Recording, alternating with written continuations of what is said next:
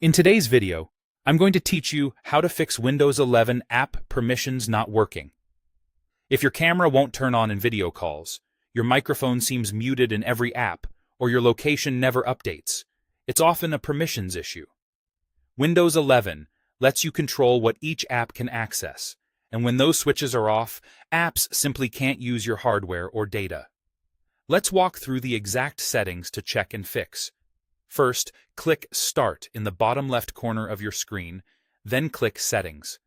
This opens the main hub where all your system controls live. In the Settings window, select Privacy and Security. This is where Windows groups all the permissions that protect your personal information and device features. Now click the permission category that matches what's not working. For example, choose Camera if your webcam isn't detected, microphone if no sound is coming through in calls, or location if maps can't find you. You can repeat these steps for any other category you need, like contacts, calendar, or notifications. Inside that category, look for the main permission toggle at the top, such as camera access or microphone access. Turn this on. This master switch enables the feature at the system level. If it's off, no app can use it, no matter what other settings you change below. Next, turn on the option that says, Let apps access this permission. This allows apps from the Microsoft Store to request and use that feature. Think of it as the second gate.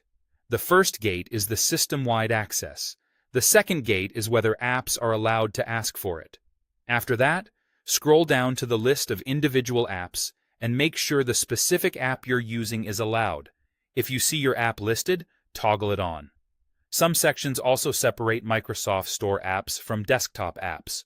If you notice a section like Let desktop apps access your camera or microphone, ensure that is turned on as well if you rely on traditional desktop software.